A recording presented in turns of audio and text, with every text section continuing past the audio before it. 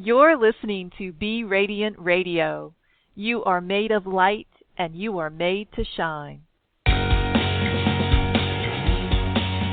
Positive, uplifting, and helpful. Welcome to the show where you'll get informational and inspirational ideas on how to unleash your potential, get what you want in life, and shine like you're meant to. Hi, and welcome to Be Radiant Radio. It's Angela Loeb, and I appreciate your tuning in today. As part of the Continuing Career Goals series, I'm going to ask you a question today: what else? And I've got two angles for this question. First, I want to ask, what else can you do besides what others in your field can do? In other words, what else can you do that makes you stand out? You know, you have career assets, and I usually define these as your skills, knowledge, experience, and your natural talents.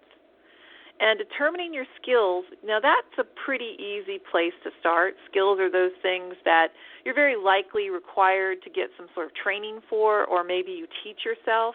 According to the dictionary, a skill is proficiency, facility, or dexterity that's acquired or developed through training or experience. So learning to read, learning to type, learning to use a software program on a computer, these are all learned, applied skills. On the other hand, talents are innate. They're more natural. The dictionary defines talent as a marked innate ability, a natural endowment, or ability of a superior quality. And if you're like most people, it's hard to step back and look at yourself from an objective point of view and determine what your natural talents are. And why is that? Because, well, your natural talents were always there. Even as a child, you probably started to show your natural talents, and you probably take them for granted because they're so much a part of you. You're in the skin you're in, and it's sometimes hard to look at yourself from outside and understand that. But think about the things which come very easily to you. You might even have trouble understanding why it is that sometimes it's so easy for you but hard for someone else. Now, it's important to distinguish skills from natural talent.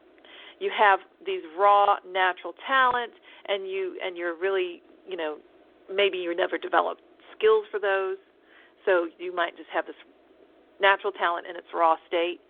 You might learn skills without having a natural raw talent, okay? Like you could type, and you can learn to type, and it could just be simply a skill. Or you could be someone who's so proficient and naturally talented with using finger dexterity, manual dexterity, that you type very fast, very accurately. So that would show a natural talent as well as a skill. So you could have skill without talent, you can have talent without skill, and you can have both the talent and the skill. Like you could have a knack for picking up computer programming languages, or any languages actually. And this is just not the same, though, as simply taking a course and learning the skill. Now, to demonstrate the difference between skill and talent, because hopefully that abstract description really helped, but just in case you need some examples, the difference between skill and talent, and you can show how they're so intrinsic to each other. Let's look at music. Now, I always like to go to use Miles Davis. I like to use Miles Davis. He was like, his album Kind of Blue was like the best-selling jazz album of all time. Awesome stuff. So he had this natural musical talent, but he didn't actually begin taking trumpet lessons until he was 13 years old. That's why he was, so he had natural talent, and then he started training that natural talent. He started getting skills for that natural talent. And by age 33, these well-developed musical skills really, led to that release of that album, Kind of Blue. Now, he had to learn how to read, and he had to learn how to write music, make arrangements, play, his instrument. These were skills that he used to develop his natural talent. So that's an example of what I mean about them being sometimes intrinsically related. I also like to use the example, I always go back to using my own daughter as an example. When she was really young, in 5th grade, she started taking basketball, went to basketball camp during the summer, and the coach was remarking about how this natural talent she had for such a long, lanky, tall body, she was able to control herself really well, learn the dribbling skills, the shooting skills. So she was really good at this naturally. But, if this is not something that she ever wanted to develop skills further, take it further, she didn't get a scholarship to college or anything like that. She just played it for a while, and so she had a natural talent that never developed into a career. So sometimes we do this, right? Here's one more example. You can learn the mechanics of writing, which is a skill. Spelling, grammar, sentence diagramming, if you want to go that far. But writing talent is more than simply being able to use the skills that you might learn in primary school. It's the innate ability to tell a story in a captivating way, or to turn a simple statement really cleverly into something more elegant and poetic. So that writing talent versus writing skill. Author and screenwriter Julie Gray, speaking of writers, once made a great observation about talent. I love this quote. She said, quote, "While I do believe talent is inborn from day one, it does need to be identified and groomed. If Michael Phelps, he's the famous swimmer, if he had grown up in a Bedouin family with no access to a swimmable body of water, perhaps his talent would have never blossomed into more than a great eye for a distant oasis," end quote. I love that. Okay, so here's the second what else question. One more what else question. It's a different angle. And I want you to consider this. And it's, what else can you do with your talent outside of your regular concept of a job using that talent? If you aren't already using your full potential in your job, you can certainly be fully engaged in your life by using your talent wherever you can, right? So you can maybe not get a job being a basketball player, but you can still enjoy yourself and play basketball with your friends, right? So that's a very simple example. But for many of us, we hold out the hope that there's this way for us to marry our unique talents with our career. I talk to people almost every day about this. They call me saying, "I want more meaning and purpose. I want to use my talent in my career." And, there are many people who have done this so successfully. They're the examples. We hold them up to the light and say we want to be like that, right? Pablo Picasso was able to earn a great living from his art. Robert De Niro, he can certainly pick and choose whatever films he wants to make. If you're living if you're like a creative type, you ought to check out the book Creating a Life Worth Living by Carol Loeb. She talks about using your talent in your job.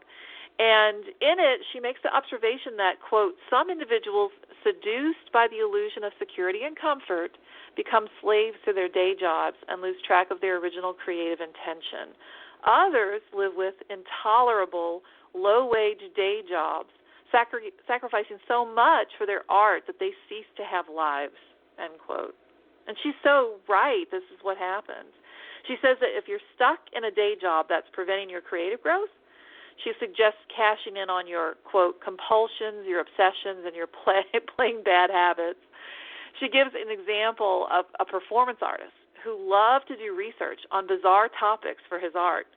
When he could have been, like, at work or looking for a job, he would spend hours in the library. He finally figured out that his talent and passion for researching, it translated to something he could use for, quote, an art-friendly day job.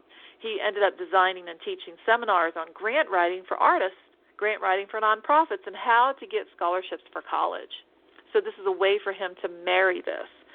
So let's step back for a second, too, and talk. We've been talking about skills and talents, but let's talk about passion and interests and how you might be able to use it outside the usual way. What else might you do, right? What else could you do that isn't the way it might always be? For example, here's what I mean. A former colleague of mine was once working with a client on his resume, and this guy had always loved film. He loved going to the movies, and he was practically like obsessed with movies. And he said to himself at some point, if I could get paid to watch movies all day long, that would be heaven. And guess what he did? He actually did consider the real possibilities. What else could he do outside the norm? And he answered the question, what else? And he became a film critic. And same thing with another guy who asked what else. His passion, his interest was history.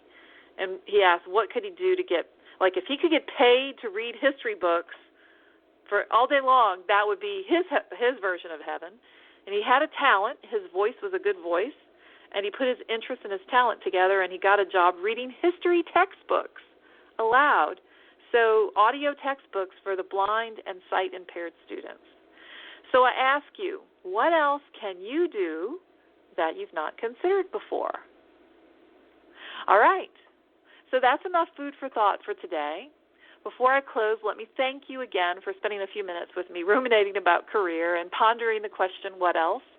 This is very esoteric but very important, right, as we move forward and look for meaning and purpose.